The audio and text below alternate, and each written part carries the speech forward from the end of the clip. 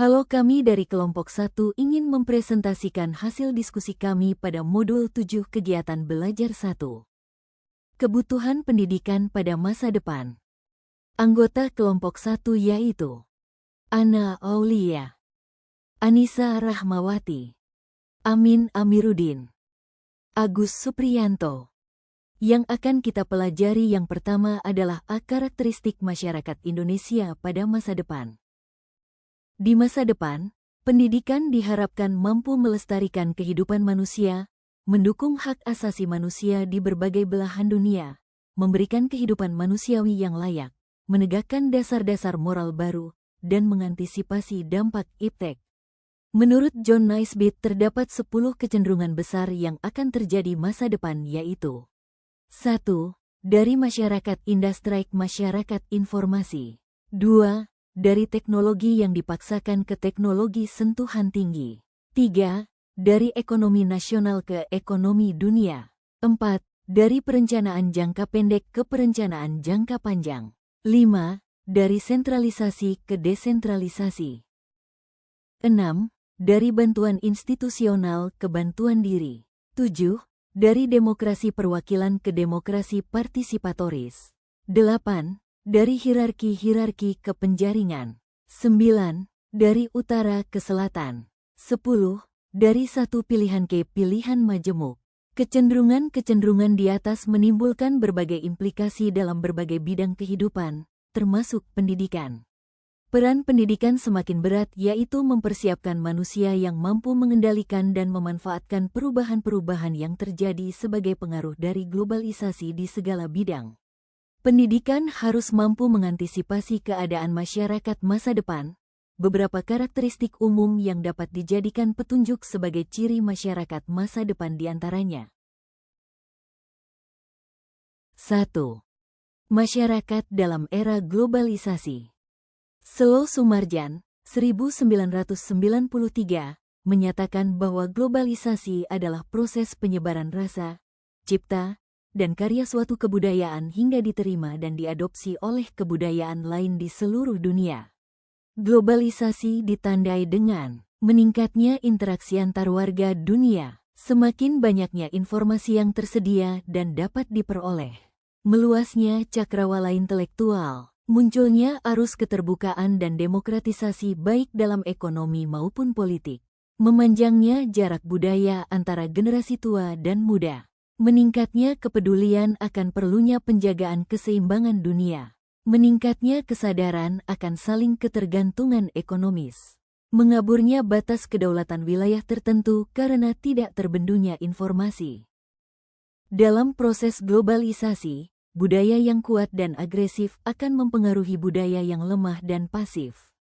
Menurut Selo Sumarjan, 1993, budaya yang kuat dan agresif adalah budaya yang progresif, yang memiliki ciri-ciri cara berpikir yang rasional dan realistik, kebiasaan membaca yang tinggi, kemampuan mengembangkan dan menyerap ilmu pengetahuan yang banyak dan cepat, terbukanya untuk inovasi, pandangan hidup yang berdimensi lokal, nasional, dan universal, mampu memprediksi dan merencanakan masa depan, teknologi yang senantiasa berkembang dan digunakan.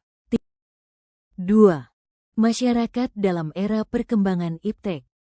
Masyarakat Indonesia masa depan berada pada era perkembangan ilmu pengetahuan dan teknologi yang semakin cepat atau dikenal dengan istilah peledakan iptek, explosiveness. Peledakan ilmu pengetahuan dan teknologi memiliki dampak positif dan negatif. Dampak positifnya antara lain, memudahkan masyarakat untuk mengikuti perkembangan iptek di seluruh dunia, membantu pengembangan piranti untuk mengatasi keterbatasan alat indera. Dampak negatif terjadi bila kondisi sosial budaya masyarakat Indonesia belum siap menerima limpahan iptek. 3. Masyarakat dalam era transportasi, komunikasi dan informasi. Pada masa depan terjadi arus transportasi, komunikasi dan informasi yang cepat dan padat. Transportasi. Kemajuan transportasi membuat manusia dapat melakukan perjalanan ke negara lain dengan mudah dan cepat. Komunikasi. Alat komunikasi semakin canggih dengan adanya satelit, Membuat komunikasi semakin cepat dan mudah. Komunikasi dapat dilakukan antar negara dan dapat dilakukan secara massal. Informasi. Teknologi informasi memungkinkan manusia memperoleh pesan atau informasi secara cepat dari berbagai negara. Teknologi informasi yang canggih membantu manusia mengirim pesan atau informasi dalam berbagai bentuk baik audio, visual maupun audio-visual. 4. Masyarakat dalam era profesionalisme. Salah satu karakteristik penting masyarakat di masa depan adalah meningkatnya kebutuhan akan layanan profesionalisme dalam berbagai bidang kehidupan. Hal ini menuntut para pekerja untuk memiliki spesialisasi khusus dalam bidangnya masing-masing. B. Kebutuhan pendidikan masa depan. Kualitas sumber daya manusia yang harus dihasilkan pendidikan di masa depan memiliki ciri-ciri. A.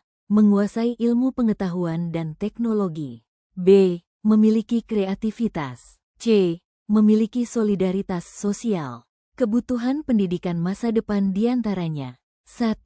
Kemampuan dasar. Sekolah dasar di Indonesia dikembangkan untuk membantu siswa menguasai kompetensi yang berguna bagi kehidupannya, diantaranya kompetensi keagamaan, kompetensi akademik, kompetensi ekonomi, kompetensi sosial pribadi.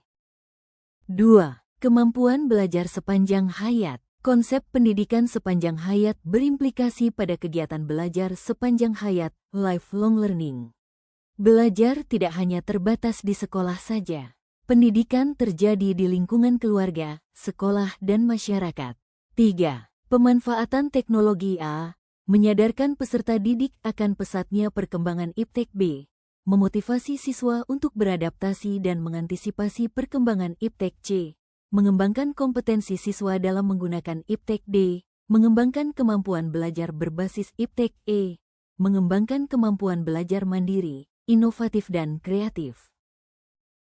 4. Pendidikan moral. Pusat Kurikulum Depdiknas menganggap perlu dikembangkannya kebudayaan moral dalam dunia pendidikan antara lain melalui A.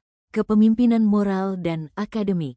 B. Pelajaran yang bernilai moral. C. Peningkatan rasa komunitarian. D. Semangat demokratis. E. Lingkungan moral. Terima kasih.